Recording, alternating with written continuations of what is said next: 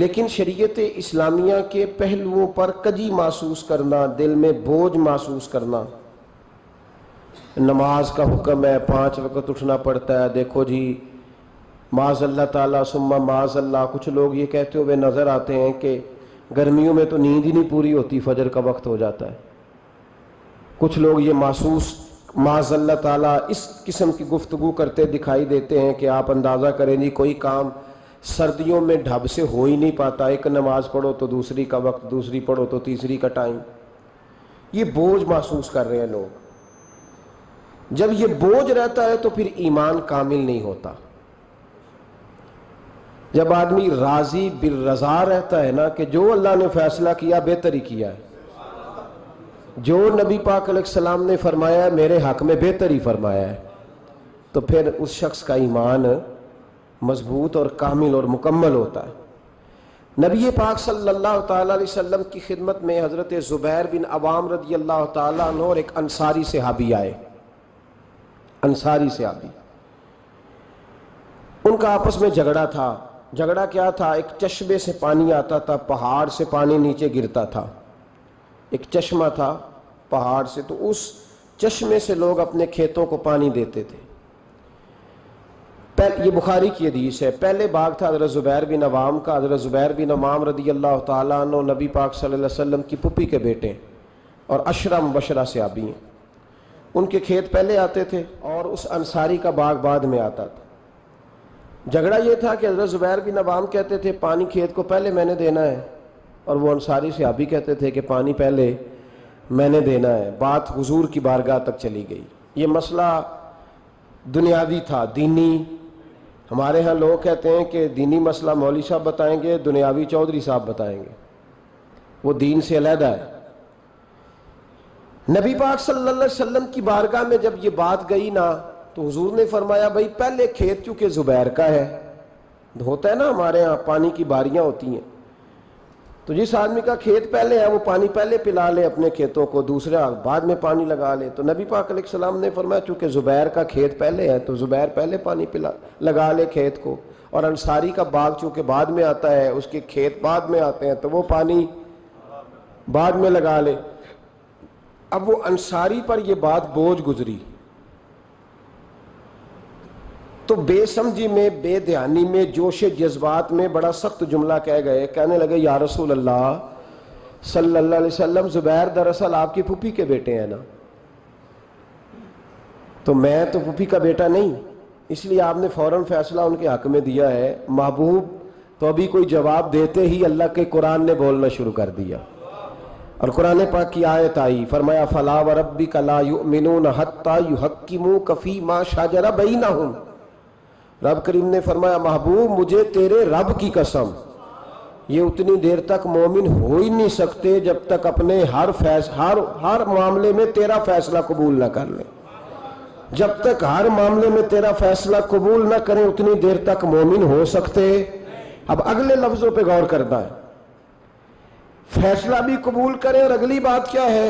ارشاد فرمایا ثم لا یجدوا فی انفسہم حرجا مما قضیت، اور محبوب پھر جو تو فیصلہ کرے اس فیصلے میں یہ اپنے دل میں کوئی رکاوٹ بھی محسوس نہ کرے، اپنے دل میں کوئی رکاوٹ بھی، کان آنکھیں دل کھول کے سنیں کیا کہہ رہا ہوں، نبی پاک کے کسی فیصلے پر اپنے دل میں کوئی رکاوٹ محسوس وَيُسَلِّمُ تسلیما، دل سے حضور کے فیصلے مانے، نبی پاک کے فیصلے دل سے، کوئی طبیعت میں رکاوٹ نہیں آنی چاہیے، ذرا برابر بھی کوئی رکاوٹ نہ آئے دل میں کہ حضور کا فیصلہ ایک طرف ہے اور میری بات ایک طرف، فوراً نبی پاک کا فیصلہ مانے، دل سے مانے، راضی بالرضا رہے۔ جب تک یہ کام نہیں ہوگا اتنی دیر تک ایمان مکمل۔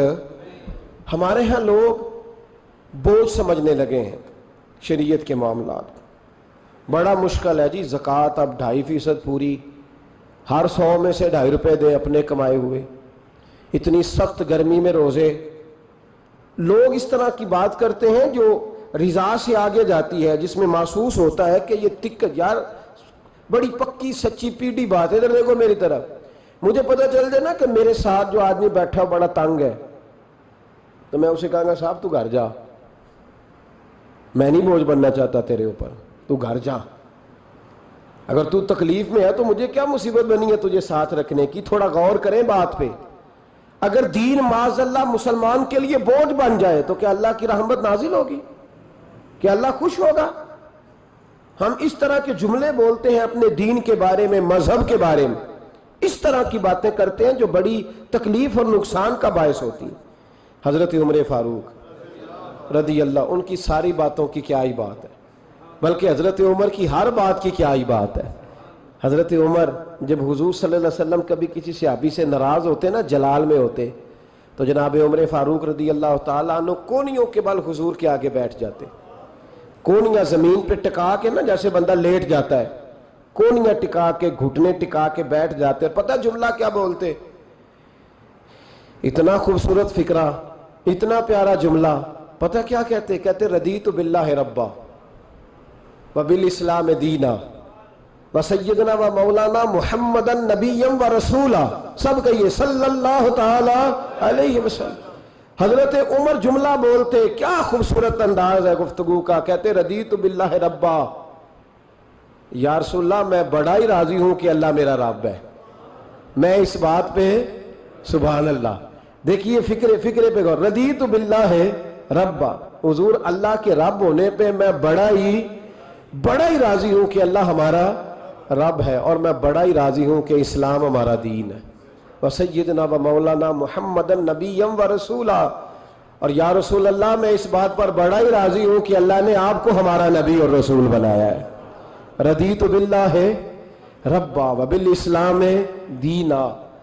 ہمارے سلسلہ عالیہ میں جب مرید کیا جاتا ہے نا تو ایک شجرہ شریف دیا جاتا ہے، پھر جب مرید اس کو پڑھ لیتا ہے پھر اس کو الوظیفۃ الکریمہ دیتے ہیں۔ اب تو خیر مرید وظیفے ہی نہیں پڑھتے، وہ کہتے ہیں کوئی ضرورت، پیر صاحب نظر کرے اور چھٹی۔ جی وہ سید فیض الحسن شاہ صاحب فرمایا کرتے تھے، مرید کہتے سانو وظیفے نہ پڑھاؤ، نمازاں نہ پڑھاؤ، سانو انجے ہی پہنچاؤ۔ کتنے پہنچائیے انجے جی؟ جب اللہ رسول نے نمازوں کا حکم دیا ہے تو پھر کسی اور جگہ تو بندہ پہنچ سکتا ہے، ان کی بارگاہ میں پہنچ سکتا۔ ایک بندہ، میں نے اپنے شجرے میں لکھا ہے آخر پہ، میں نے کہا جو آدمی کسی اسکول میں داخلہ لے اور سبق ہی یاد نہ کرے، کتابیں نہ پڑھے، اور پھر وہ کہے جی میں فیل ہو گیا، تو پھر اس کا مطلب ہے غلطی استاد کی، غلطی اس کی ہے جس نے نہ سبق پڑھا نہ اس نے نصاب کھول کے دیکھا۔ تو بہت سارے لوگ بس ٹھیک ہے گزارا چل رہا ہے، نظام چل رہا ہے، تو پھر بات آگے کیسے بڑھے گی جب تک لوگ توجہ نہیں کریں۔ تو جب انسان سمجھ لیتا ہے، اپنے ماحول کو سمجھتا ہے، وہ راضی رہتا ہے کہ مجھے بڑا سکون ہے جی نماز میں، مجھے تلاوت قرآن میں۔ میں ایک بات بتاتا ہوں آپ کو، مجھے میرے ایک ساتھی نے ایک فون کیا، کئی دفعہ بندہ خود بات کر کے اسے خود بڑا مزہ آتا ہے، اور وہ بات اسے بعد میں سمجھ آتی ہے کہ یہ میں نے کیا کہہ دیا ہے۔ مجھے ایک سنگی نے فون کیا، کہنے لگا گرمی بڑی سخت ہے، سیر کرنے نہ چلے 2-4 دنوں کے لیے، ٹھنڈی جگہ چلتے ہیں 2-4 دن کے لیے۔ تو میں نے کہا یار اللہ نے ڈیوٹی ایسی لگا دی ہے کہ سارا سال ہی سیر ہوتی رہتی ہے، تو میں رہتا ہی سیر پہ ہوں، تو میں تیرے ساتھ کیوں جاؤں؟ کہنے لگا یار بندہ ایک طرح کا کام کر کر کے نا اکتا جاتا ہے، روز ڈیوٹی، روز نوکری۔ یہ ذرا غور سے بات سنیے گا، وہی روز سارے معاملات افسر وہی، تو بندہ اکتا بھی تو جاتا ہے نا۔ تو میرا خیال ہے 2-4 دن نا ذرا سائڈ پہ جاؤ، تو بھی تو نکلنا، کٹھے چلتے ہیں۔ پرانی دوستی تھی، تو میں نے اس کو کہا یار تو اکتایا ہے، لیکن تیرے سوال کے جواب میں کہتا ہوں الحمدللہ میں اپنے کام سے کبھی نہیں اکتایا، میں اپنے کام سے کبھی اکتایا، نہ مدرسے کے طالب علموں کی باتیں سن کے، نہ ان کو اسباق دے کے، نہ کبھی کتاب پڑھ کے، نہ کبھی حدیث دیکھ کے، نہ کبھی جمعہ پڑھا کے، نہ کبھی تقریر کر کے، نہ روز مسئلہ بتا کے۔ دیکھیں نا بندہ تھک بھی تو جاتا ہے نا، ایک ہی بات ہر بندہ سوال پوچھ رہا ہے اس طرح کے۔ میں جب اکتایا ہی نہیں، جب مجھے کبھی اکتاہٹ ہوئی نہیں، تو میں اپنا کام چھوڑ کے کیوں جاؤں؟ بلکہ جتنا اللہ کام لیتا جاتا ہے مجھے تو مزہ آتا جاتا ہے۔ جب کام کا یہ ذائقہ بنتا ہے نا، یہ والا جب سرور بنتا ہے، جب کام انسان کا شوق بن جاتا ہے، پھر اسے اکتاہٹ محسوس ہے، اسے پھر تکلیف۔ سید ابو البرکات شاہ صاحب تھے لاہور میں، اعلیٰ حضرت کے خلیفہ، تو تراویح پڑھ کے وہ سوئے، تو سحری سے نا 1-2 گھنٹہ پہلے ایک شخص نے ان کے دروازے پہ دستک دی. تو ان کے صاحبزادے تھے, انہوں نے بخاری کی شرح لکھی, بہت بڑے عالم تھے, شارح بخاری سید محمود رضوی صاحب رحمۃ اللہ علیہ. رضوی صاحب نے اٹھ کے دروازہ کھولا تو ایک بندہ کہنے لگا سید صاحب ہیں, پاکستان کے سب سے بڑے مفتی تھے وہ, سید ابو البرکات شاہ صاحب, بہت بڑے, سچ مچ میں بہت بڑے تھے ہر لحاظ سے. اعلیٰ حضرت فاضل بریلوی کے خلیفہ تھے, سید تھے. وہ کہا سید صاحب ہیں, تو رضوی صاحب کہنے لگے کیا کام ہے؟ کہنے لگا جی کام تو مجھے انہی سے ہے, انہی کو بتاؤں گا. فرمانے لگے چلیں ٹھیک ہے, اب 1-2 گھنٹہ آرام کرو, رہ گیا ان کو آرام کر لینے دو, ابھی سحری کا وقت ہوگا تو وہ اٹھ جائیں گے, تو تم کام کر لینا. کہنے لگا یار ابھی مل جاتے تو چلو ٹھیک تھا. اتنی دیر میں سید صاحب کی آنکھ کھل گئی, سن لیا کہ مجھے بلا رہا ہے, قریب ہی آپ سوئے ہوئے تھے, اٹھ کے تشریف لائے. فرمایا ہاں بیٹا بتاؤ کیسے آئے؟ کہنے لگا حضور ایک مسئلہ پوچھنا تھا. فرمایا پوچھو. کہنے لگا جی مسئلہ یہ پوچھنا تھا کہ جس بندے نے عشاء کے فرائض جماعت کے ساتھ نہ پڑھے ہوں وہ وتر پڑھ سکتا ہے کہ نہیں پڑھ سکتا؟ تراویح کے بعد وتر ہوتے ہیں نا جماعت کے ساتھ, تو پڑھ سکتا ہے کہ نہیں؟ تو سید صاحب فرمانے لگے جس نے فرض نہیں پڑھے بہتر یہ ہے کہ پھر وہ وتر بھی جماعت کے ساتھ نہ پڑھے, لیکن اگر کوئی پڑھ بھی لے تو اس پر کوئی فتویٰ نہیں, کوئی حکم نہیں, بہتر ہے کہ نہ پڑھے. تمہاری بات ہو گئی؟ کہنے لگا ہو گئی. آپ تشریف لے گئے. علامہ رضوی صاحب کہتے ہیں حضرت صاحب اندر چلے گئے تو مجھے اس بندے پہ بڑا غصہ آیا. میں نے اس کو کہا کہ کون سی قیامت آنے والی تھی اگر تو یہ سوال فجر میں پوچھ لیتا تھا؟ کیا مسئلہ تھا؟ کچھ لوگ کرتے ہیں تنگ, اس میں کوئی شک نہیں, تکلیف دیتے ہیں. وہ بات جو ہو سکتی ہے اپنے ٹائم پہ انہوں نے اسی وقت پوچھنی ہے جب ان کو یاد آ گئی. میں نے کئی دفعہ حدیث سنائی ہے کہ ایک صحابی کو نبی پاک صلی اللہ علیہ وسلم نے, سرکار نے فرمایا کہ جب اس کا انتقال ہو جائے تو مجھے بتانا. صحابی بھی نوجوان تھے, 14-15 سال عمر تھی. انہوں نے پتا اپنے والد صاحب کو کیا کہا؟ فرمایا میرا انتقال ہو جائے تو حضور کو خبر نہیں کرنی, اس لیے کہ میں رات کو انتقال کروں گا. ایسا نہ ہو کہ نبی پاک آئیں اور یہودیوں کے محلے سے گزر کے آئیں اور کوئی یہودی حضور کو تکلیف دے. میں اپنے جنازہ حضور پڑھائے تو بخشش ڈائریکٹ ہے کہ نہیں, فوراً جنت ہے کہ نہیں؟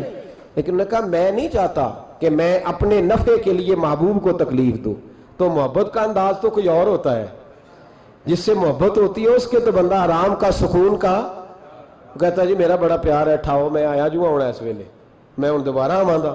یہ کیسی بات ہوگی؟ تو یہ محبت نہیں ہے, یہ لالچ ہے. بہرحال جو بات عرض کرنے جا رہا ہوں میں مضمون پر رہتا ہوں, مضمون کو سمجھیے گا. سید صاحب کہتے ہیں وہ بندہ جب جانے لگا تو میں نے اس کو کہا, میں نے کہا یار تو سویرے پوچھ لیتا, کیا حرج تھا, صبح پوچھ لیتا.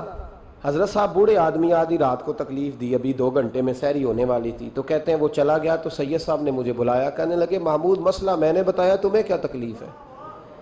اور پھر فرمانے لگے میرا دین میرا مشن ہے, میرا دین میرا مشن ہے. شکر کرو کسی نے بات پوچھی تو ہے نا, اور اگر کوئی میرے دین کے معاملے میں کوئی بات کرنے آتا ہے تو میں اس سے اکتاتا نہیں ہوں. تو جب انسان راضی بالرضا رہنے لگتا ہے نا, پھر وہ ہر روز نماز پڑھ کے تکلیف نہیں اسے ہوتی. پھر روز درود شریف پڑھ کے وہ یہ نہیں کہتا کہ چلو 2-4 چھٹیاں بھی کر لو. پھر روزانہ تلاوت کر کے اسے کہیں دقت محسوس نہیں ہوتی, چونکہ اب وہ چاہتا ہے کہ جس حال میں میرا رب و رسول مجھے رکھیں گے, جو حکم دیں گے, میں نے اس سے کوئی تنگی محسوس نہیں کرنی, میں نے اس کے مطابق چلنا. اور قرآن مجید نے ایک نیا انداز اختیار کیا سورہ مائدہ کے اندر, اس کی آیت نمبر 119 ہے. اللہ کریم نے فرمایا رضی اللہ عنہم ورضوا عنہ, صحابہ کی بات ہو رہی ہے. فرمایا وہ اللہ سے راضی ہے اور اللہ ان سے راضی ہے. حضرت سیدنا موسیٰ علیہ السلام نے عرض کی کوہ طور پہ جا کے, مولا میری قوم پوچھتی ہے کہ کوئی ایسا کام بتا جو ہم کریں تو تو ہم سے راضی ہو جائے. حضرت موسیٰ کی قوم کا خیال تھا کہ تہجد کا حکم آئے گا تو پڑھیں گے, صدقات کا حکم آئے گا تو دیں گے, جہاد کی بات ہوگی تو کریں گے. کچھ جو نیک لوگ تھے ان میں سے انہوں نے یہ پیغام دیا کہ مالک ہمیں بتائے کہ وہ کس کام پہ راضی ہوتا ہے, ہم وہ کام کریں تاکہ اللہ ہم سے راضی ہو جائے. حضرت موسیٰ کلیم کہتے ہیں میں نے عرض کی مولا میری قوم پوچھتی ہے کہ کون سا ایسا کام کریں کہ تو راضی ہو جائے.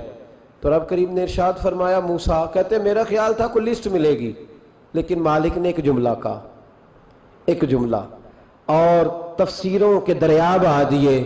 عرش کے مالک نے فرمایا موسیٰ ان سے کہو جا کے کہ وہ مجھ سے راضی ہو جائے، میں ان سے راضی ہو جاؤں گا، مجھ سے راضی ہو جائے۔ بندے اللہ سے راضی ہی نہیں راضی ہوتے۔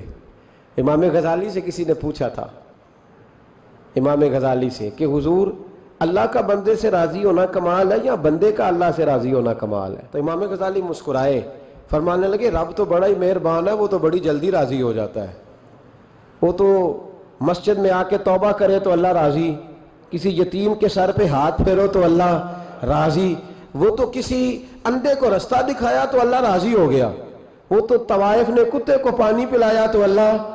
امام صاحب فرمانے لگے یہ بندہ ہے جو اللہ سے راضی نہیں ہوتا، جس کے پاس اولاد نہیں وہ کہتا ہے چلو ایک بیٹی مل جائے تو میں راضی ہوں، بیٹی مل گئی تو کہتا اب ایک بیٹا بھی ملے تو پھر راضی ہوں، پھر کہتا ہے یہ دونوں اچھی تعلیم حاصل کر لے تو پھر میں راضی ہوں، پھر کہتا ہے یہ بہت زیادہ پیسے کمائے تو پھر میں راضی ہوں۔ بہرحال راضی ہوتا، لیکن جو راضی ہو جاتا ہے نا، اللہ اکبر، جو اللہ سے راضی سکھی بڑا رہتا ہے، سکون میں بڑا رہتا ہے، مطمئن بڑا رہتا ہے، جو سمجھ لیتا ہے نا کہ جو میرے رب نے بہتر سمجھا وہ میرے اللہ نے مجھے۔ میں کبھی کبھی سوچتا ہوں کہ یار حضرت بلال حبشی نے کوئی عہدہ نہیں مانگا ساری زندگی، انہوں نے نہیں کہا مجھے بھی ایک صوبے کا گورنر بناؤ میری بھی خدمات ہیں، مجھے بھی وزیر خزانہ بناؤ میرا بھی کچھ بنتا ہے۔ ایک دفعہ نہیں کہا سیدنا بلال حبشی رضی اللہ تعالیٰ عنہ نے کہ میری بھی کوئی ڈیوٹی ایسی ہونی چاہیے کہ مجھے چلو سپہ سالار ہی بنا دیا جائے۔ ساری زندگی مسجد میں جھاڑو دیا تو اسی پہ راضی رہے، ساری زندگی محبوب کے مہمانوں کا لنگر پکایا تو اسی پہ راضی رہے، ساری زندگی میرے محبوب علیہ السلام کے بچوں کی نوکری کی تو اسی پہ راضی رہے، راضی بالرضا رہے۔ حدیث پاک سنیے، نبی پاک علیہ السلام نے ایک دن صحابہ سے پوچھا کہ تم کیا سمجھتے ہو، اپنے دل کو جب پوچھتے ہو، دل پہ توجہ کرتے ہو تو کیا جانتے ہو؟ تو صحابہ عرض کرنے لگے یا رسول اللہ جب ہم اپنے دل پہ توجہ کرتے ہیں تو ہم سمجھتے ہیں کہ اللہ نے ہمیں ایمان عطا فرمایا ہے۔ تو حضور نے فرمایا تمہارے ایمان کی دلیل کیا ہے؟ ایمان کی کوئی دلیل بھی تو ہوتی ہے نا، ہمارے زمانے میں تو کوئی دلیل نہیں، نماز نہیں پڑھتا پھر بھی میں مسلمان ہوں، روزہ نہیں رکھتا پھر بھی مسلمان، جھوٹ صبح سے شام تک، کہتا خبردار کسی نے مجھے ذرا بھی بات کی سب سے بڑا مسلمان میں ہی ہوں، بددیانتی، دھوکہ، فریب، فرار، لیکن خبردار کسی نے کوئی بات کی سب سے بڑا مفتی میں ہی ہوں۔ جرم سارے پائے جاتے ہیں، دلیل کیا ہے بھائی؟ اگر کسی دیکھیں نا، اگر درخت ہے تو دلیل یہ ہے کہ پھل بھی ہے، شاخیں بھی ہیں، لیکن تو صاحب ایمان ہے تو دلیل کیا ہے؟ تو نبی پاک صلی اللہ علیہ وسلم نے صحابہ سے پوچھا کہ تم ایماندار ہو تو دلیل دو۔ تو بڑے خوبصورت تھے میرے محبوب کے تیار کردہ لوگ، عرض کرنے لگے یا رسول اللہ ایمان کی دلیل یہ ہے کہ اگر اللہ ہمیں نعمت دیتا ہے تو ہم شکر ادا کرتے ہیں، اگر کبھی مصیبت آتی ہے تو ہم صبر کرتے ہیں، اور یا رسول اللہ ہم اپنے رب کے ہر فیصلے پر راضی رہتے ہیں، ہم اپنے اللہ کے ہر فیصلے پر۔ اب حضور نے رزلٹ کا اعلان کیا تو میرے محبوب فرمانے لگے پھر سنو میں گواہی دیتا ہوں واقعی اللہ نے تمہیں دولت ایمان عطا فرمائی ہوئی، پھر واقعی اللہ نے تمہیں دولت، اگر تم اپنے رب پر راضی ہو، اگر تم راضی ہو اس کام پر جس پہ اللہ نے تمہیں رکھا ہوا ہے، اگر تمہیں کسی کو دیکھ کر تکلیف نہیں ہوتی، اگر تم نہ حسد میں جلتے ہو، نہ بغض میں، نہ کینے میں، نہ تکبر میں، نہ احساس کمتری کا شکار ہوتے، اگر تم راضی رہتے ہو کہ میرے مالک نے بہترین زندگی مجھے دی، پھر اس کا مطلب یہ ہے کہ تم ہم صاحب ایمان ہو۔ ہمارے زمانے میں لوگوں کی وہ تکلیفیں، صبر نہیں ہے، سکون نہیں ہے، بے چینی سی ہے، بے قراری سی ہے، معاشرے میں ایک عجیب سی ہلچل ہے، ہر آدمی سمجھتا ہے کہ وہ سامنے والا جو شخص ہے نا وہ بڑا سکھی ہے اور میں بڑی تکلیف میں ہوں۔ میں رات اپنے پیر بھائیوں کو سمجھا رہا تھا، میں کہہ رہا تھا یاد رکھنا جس آدمی کا عہدہ بڑا ہوتا ہے نا اس کا زخم بھی بڑا گہرا ہوتا ہے، اس کا زخم بھی بڑا، ہاں وہ کسی شاعر نے، شعر اردو کا ہے اور تھوڑا وقی تھا شاعر بھی، تو بات بھی اس کی تھوڑی وقی ہے، چلیں آپ سیانے لوگ ہیں آپ کی سمجھ میں آ ہی جائے گی۔ اس نے کہا تھا کہ ہجوم غم میں بھی توہین ضبط غم نہ ہوئی، ہجوم غم میں بھی توہین ضبط غم نہ ہوئی، ہم اس احتیاط سے روئے کہ آنکھ نم نہ ہوئی۔ لوگوں کو نہیں پتا چلا کہ ہم رو رہے ہیں، ہم نے واہ ویلا کر کے دنیا، ہم اس احتیاط سے روئے کہ ہماری آنکھ نم نہ ہوئی. ہم نے واویلا کر کے نہیں بتایا کہ بڑی دقت میں.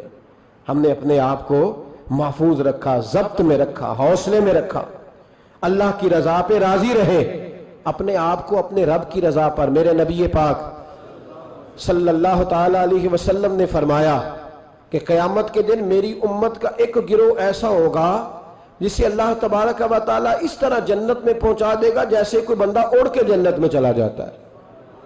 وہ جب جنت میں پہنچیں گے نا تو فرشتے ان سے پوچھیں گے تم نے حساب دیا؟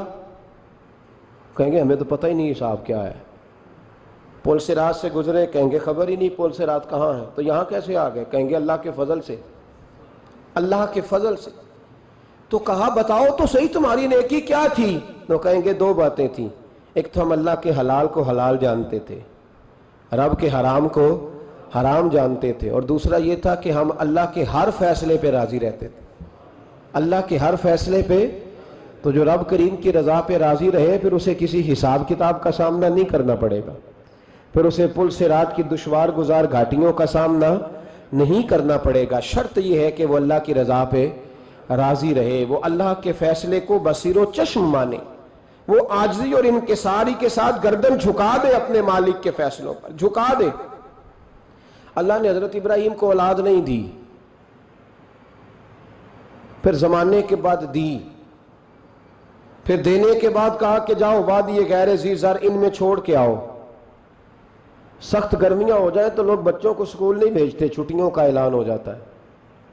لیکن حضرت ابراہیم چھوڑ آئے بچہ, اور بچہ ایک تو بچہ اللہ تعالیٰ روٹین میں دیتا ہے تو اس کی قدر و منزلت اور ہوتی ہے, اور ایک بندہ بڑی دعاؤں التجاؤں خواہشات کے بعد لیتا ہے اس کی قدر و منزلت. وہ بچہ جو بڑی دعاؤں کے بعد لیا, کہا چھوڑ آؤ, کوئی کھانا نہیں, پانی نہیں, دانا نہیں. حضرت ابراہیم چھوڑ آئے. 13 سال اکٹھے رہنے کی اجازت نہ ملی, اور جب اجازت ملی تو کہا اب چھری اٹھاؤ اور بیٹے کی گردن پہ چلا دو. آپ اس کو آسان کام سمجھتے ہیں؟ اتنی تسلیم و رضا, ہر فیصلے پہ راضی ہونا, ہر فیصلے پہ. یہاں ہمارا حال یہ ہے کہ 2 منٹ کے لیے تکلیف آتی ہے تو لوگ واویلا کرتے, شور بچاتے, کفر بولتے. ہر آدمی آپ اس کو ٹٹول کے دیکھیں تو کہتا ہے سب سے تکلیف میں ہی ہوں. کس سولی پہ لٹکے ہوئے ہم؟ آخر کون سا معاشرے کا ایسا دکھ ہے جو صرف ہمارے پاس ہی آ گیا؟ ہر آدمی کہتا ہے مجھے نہ چھیڑنا, سب سے زیادہ غمگین میں ہی ہوں. بھائی بتا تو صحیح نا کہ آخر کون سی ایسی چیز ہے جو مالک نے تجھے عطا نہیں فرمائی؟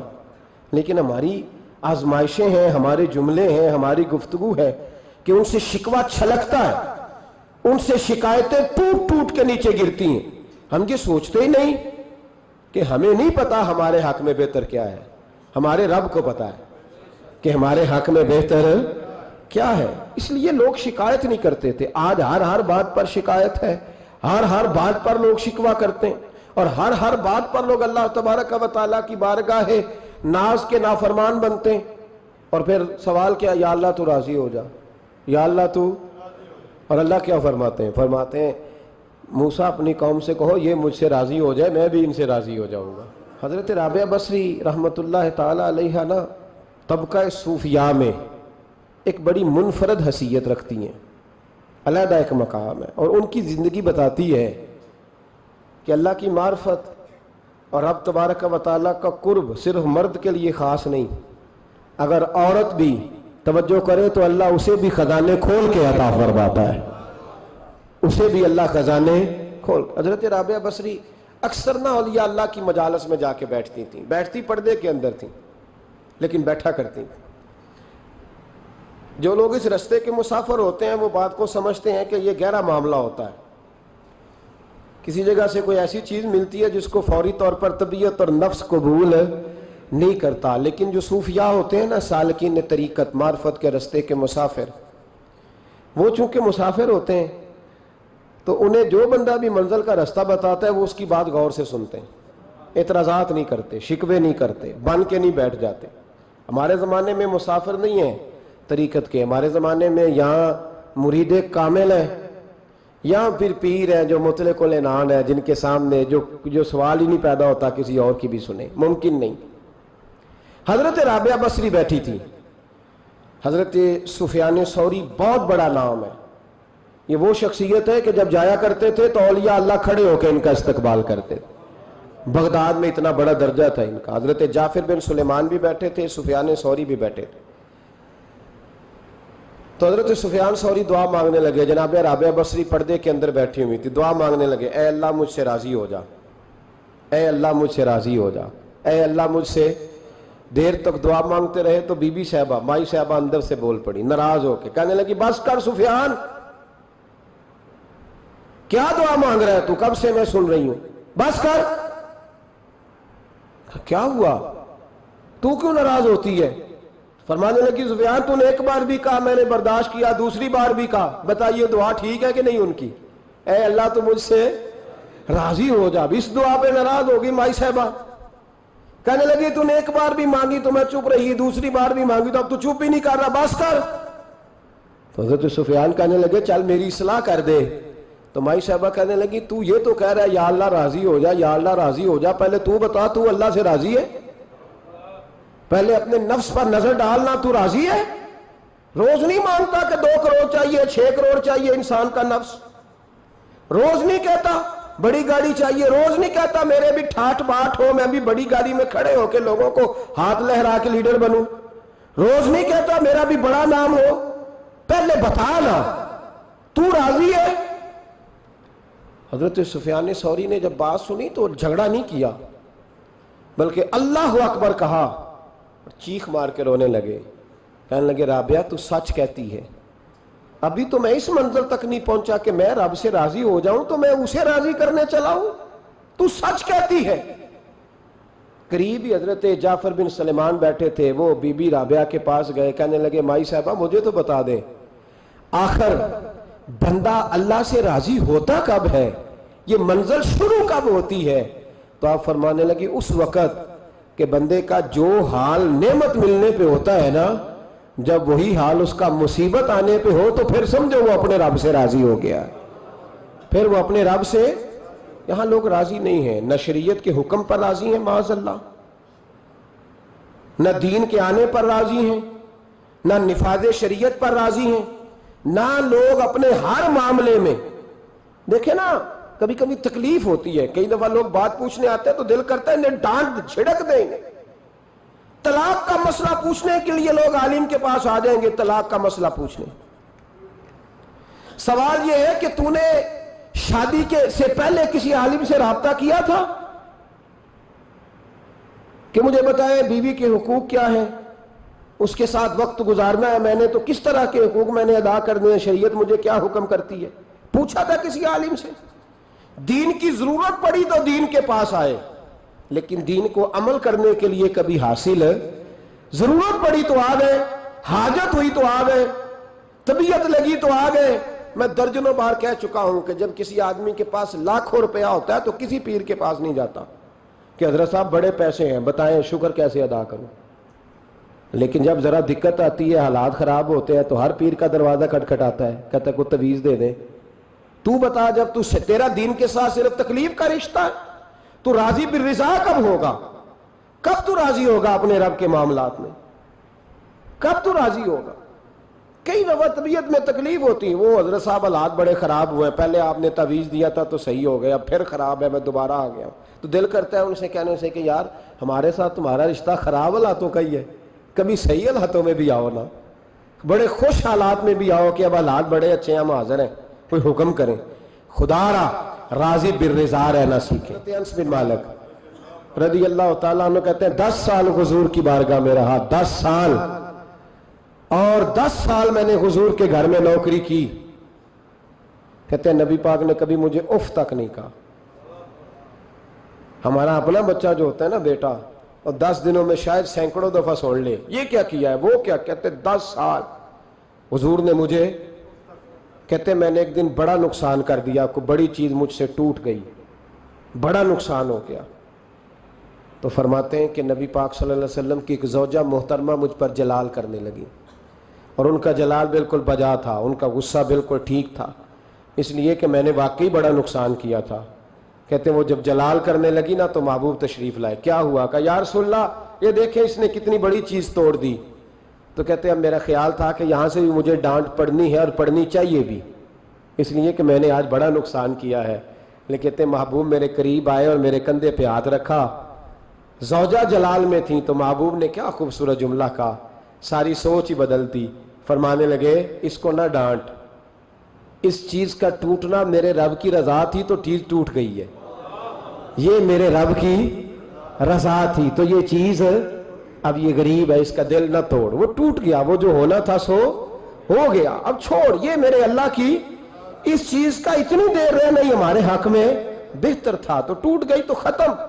کہتے بڑا جلال تھا محبوب کی زوجہ کو, لیکن انہوں نے جب بات سنی تو پھر مصطفیٰ کریم کا گھرانہ, پھر حضور کی ازواج پاک, مومنوں کی مائیں, کہتے ہیں اسی وقت وہ بیٹھیں اور انہوں نے میری طرف بڑی شفقت کی نظروں سے دیکھا اور ان کے غصے کو میں نے پیار میں بدلتے دیکھا. بھائی یاد رکھو اللہ کی رضا. پھر اس وقت 2-4 لاکھ کے لیے لوگوں کو ہارٹ اٹیک نہیں ہوتا, پھر 20-25 ہزار کے لیے بلڈ پریشر اپ ڈاؤن نہیں ہوتا جب بندہ اللہ کی رضا پہ راضی رہنے لگتا ہے. پھر چھوٹی چھوٹی باتیں اس کے لیے سہانے روح نہیں بنتی, پھر ذرا ذرا سی بات اسے تکلیف نہیں دیتی. جب وہ اللہ تعالیٰ کی رضا پر راضی ہونے کا عادی ہو جاتا ہے تو پھر یہ چیزیں اس کے لیے باعث آزمائش. بنی اسرائیل میں ایک شخص تھا, امام غزالی رحمۃ اللہ علیہ فرماتے ہیں اس کا دل چاہا کہ پتہ تو کروں جنت میں میرا پڑوسی کون ہوگا. اس کو خواب میں بتایا گیا کہ فلاں بن فلاں تیرا جنت میں پڑوسی ہے. اب یہ بڑا عابد تھا, زاہد تھا, عبادت گزار تھا, پرہیزگار تھا, بڑا نیک تھا, بڑا پرہیزگار. یہ سفر کر کے اس کے پاس گیا, اس کو جا کے کہنے لگا میں تیرا مہمان نہ بن جاؤں, 2-3 دن کا بن جاؤ. کہتے میں 3 دن اس کے ساتھ رہا, میں اس سے زیادہ نوافل پڑھتا تھا, زیادہ صدقات و خیرات کرتا تھا, زیادہ عبادات کرتا تھا, وہ تو میرے مقابلے میں کچھ بھی نہیں. 3 دن کے بعد میں آنے لگا تو میں نے اس کو کہا یار میں ایک مقصد کے لیے آیا تھا تیرے پاس. اس نے کہا بتائیے. میں نے کہا کہ میرا آنے کا مقصد یہ تھا کہ میں دیکھوں تو کون سی ایسی عبادت کرتا ہے کہ جنت میں تو میرا پڑوسی بنے گا. لیکن تیری عبادات ریاضت میں تکبر نہیں کرتا, لیکن میں نے کوئی خاص چیز دیکھی نہیں, کوئی خاص بات ہے تو مجھے بتا دے. تو بندہ کہنے لگا کوئی خاص بات نہیں, ہاں ایک چھوٹی سی عادت ہے میرے اندر, چھوٹی سی عادت. بڑے لوگ کبھی بھی اپنی باتوں کو بڑا نہیں سمجھتے. کہ ایک چھوٹی سی عادت ہے. کہ وہ کون سی؟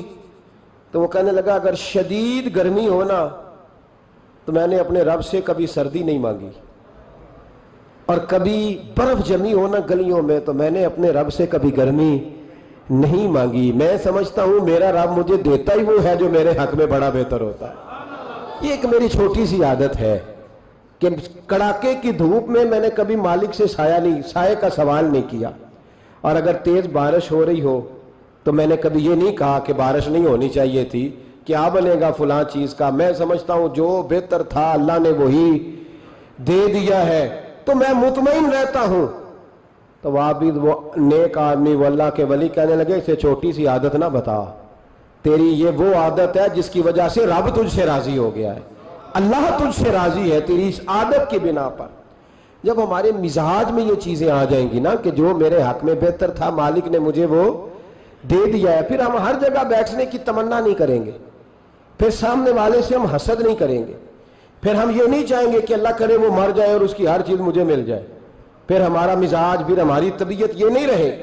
اللہ کی رضا پہ راضی رہیں, مالک کے فیصلوں میں اپنے دل میں کوئی بوجھ محسوس نہ کریں, اپنی زندگی اللہ کے فیصلوں. دیکھیں نا جو ماں باپ اللہ نے بڑے اچھے سمجھے وہ ہمارے لیے پسند کیے, وہ اللہ نے ہمارے لیے جو اس نے ہمارے حق میں بڑے, جو بہن بھائی اللہ کرے آپ کو سمجھ آئے, جو بہن بھائی اس نے ہمارے حق میں بڑے اچھے سمجھے وہی بہن بھائی اس نے ہمیں عطا کیے. جس بیوی کو اس نے ہمارے گھر کے گلشن میں بہتر سمجھا اس کو لا کے اس نے ہمارے آنگن میں بٹھایا, اور جو اولاد اس نے ہمارے لیے باعث افتخار سمجھی وہ اولاد اس نے ہمیں عطا فرمائی. حضرت نوح علیہ السلام کا بیٹا کافر ہو گیا, پر کسی جگہ انہوں نے شکوہ نہیں کیا کہ مالک یہ کافر کیوں ہوا.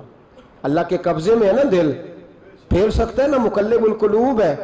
لیکن حضرت نوح نے دعا اللہ کی رضا پر راضی رہے, اپنا مزاج بدلیں تاکہ معاشرے میں یہ جو گھٹن ہے, یہ جو ٹینشن ہے, یہ جو جھگڑا ہے, یہ جو چھینا چھانی ہے, یہ جو ایک دوسرے پر لوگوں کی نظریں ترچھی ہیں, یہ ختم ہو.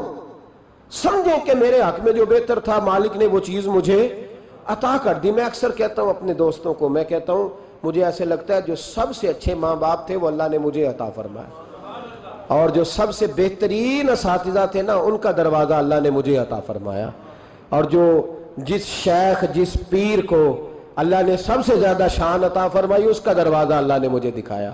اور اس کے بعد اتنے تابعدار شاگرد میں نے کسی کے نہیں دیکھے جتنے مجھے ملے, اور اتنے وفادار پیر بھائی اور مرید میں نے کسی کے نہیں دیکھے جتنے مجھے ملے.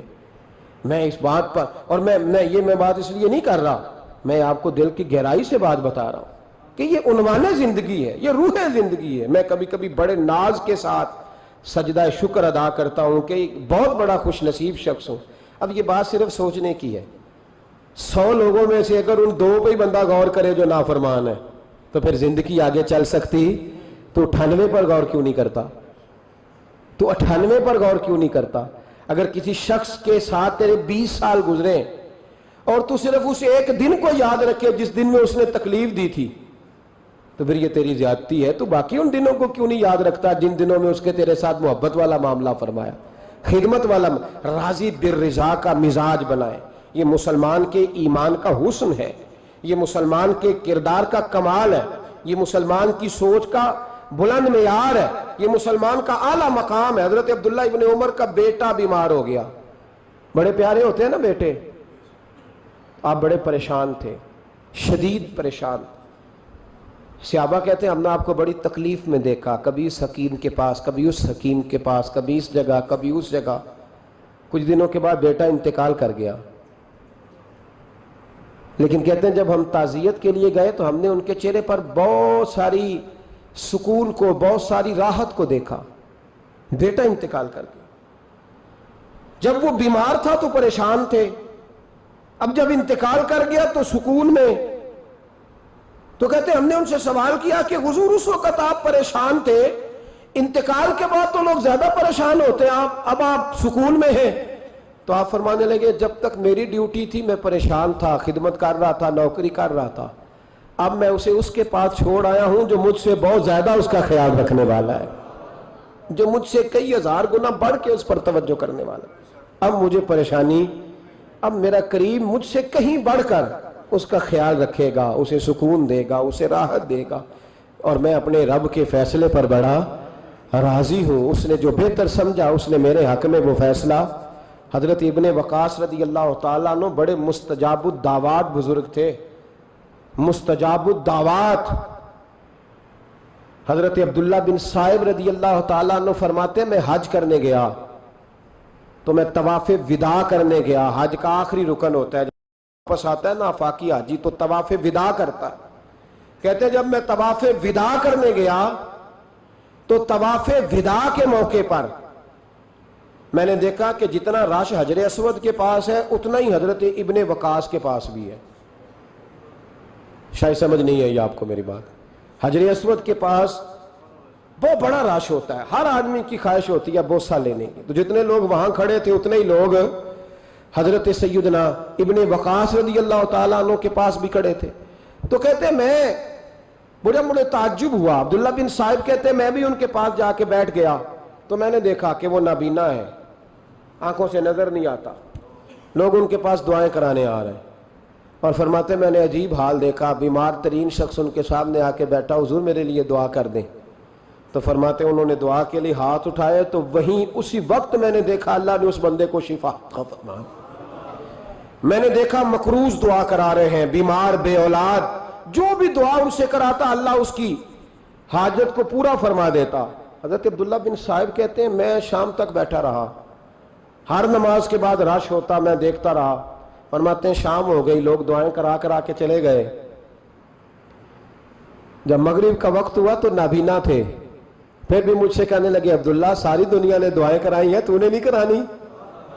تو صبح سے بیٹھا ہے بس دیکھے ہی جا رہا ہے, تو نے نہیں کوئی دعا کرانی؟ تو کہتے ہیں میں نے کہا حضور میں نے دعا نہیں کرانی, ایک سوال پوچھنا ہے.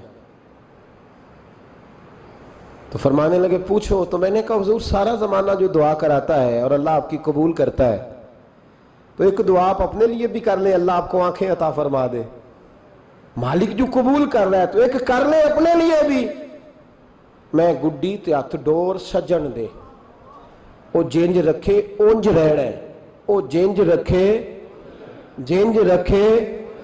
اونج رہنا ہے، واجب نہیں جی وچ شریعت مندہ خسم نو کہنے لگے ایک دعا اپنے لیے بھی کر لیں۔ کہتے ہیں جب میں نے یہ کہا تو بن وقاص رو پڑے، اتنا روئے کہ ان کی ہچکی بند گئی، کہنے لگے نا، جب تک رب نے چاہا اس نے مجھے آنکھیں دیں، اور اب اس نے بہتر سمجھا کہ میری آنکھیں نہ رہیں، تو اس نے جو بہتر سمجھا میرے لیے کر دیا۔ میرا مالک میرے حال سے آگاہ ہے، اور میرے مالک کی حکمت ہے، اس نے مجھے جس حال میں رکھا ہے، اور فرمایا اگر اس نے مجھے اس حال میں رکھا ہے تو میں بھی اس حال پہ بڑا ہی راضی ہوں۔ میں اپنے مالک کے دیے ہوئے اس حال پر بڑا مسلمان، یہ سمجھ لے، اس پیغام کو پلے کے ساتھ باندھ لے۔ اگر اس نے جلد بازی دکھانی ہے، اگر اس نے بے راہ روی کرنی ہے، اگر اس نے اللہ تبارک و تعالیٰ کے فیصلوں میں مداخلت کرنی ہے، پھر یہ تو ممکن ہی نہیں۔ یہ ہو سکتا اس لیے کہ اس کی لگامیں کسی اور کے پاس ہیں، اس کے فیصلوں کا اختیار کسی اور کے پاس ہے۔ اپنے آپ کو اپنے مالک رضی اللہ عنہم ورضوا عنہ ذالک الفوز العظیم، اللہ فرماتا ہے میں ان سے راضی ہوں، وہ مجھ سے راضی ہیں، اور یہ بہت بڑی کامیابی۔ اپنی زندگی میں اللہ کے فیصلوں پر راضی ہونا سیکھیں، راضی ہونا سیکھیں۔ رب کریم کے فیصلوں پہ راضی ہونے کی عادت بنے گی تو ایمان مضبوط ہوگا، توکل مضبوط ہوگا، اللہ تبارک و تعالیٰ کی ذات پر بھروسہ مضبوط ہوگا، حضور کی غلامی میں پختگی آئے گی، شب و روز سکون کے ساتھ گزریں گے، زندگی اطمینان والی ہو جائے گی۔ بہت سارے لوگ ایسے ہوں گے جو آپ کو رشک کی نظر سے دیکھیں گے۔ شرط یہ ہے کہ یہ ارادہ کر لیں، یہ ذہن بنا لیں کہ جو میرے حق میں بہتر تھا میرے رب نے مجھے عطا فرما دیا، اور جو اللہ نے مجھے نہیں نہ دیا وہ میرے حق میں بہتر نہیں تھا۔ اس ارادے کو جب آپ پختہ کریں گے پھر ایمان آپ کو بڑی لذت دے گا، دین آپ کو بڑا سکون دے گا۔ اللہ سمجھنے کی توفیق عطا فرمائے۔ آخر دعوانا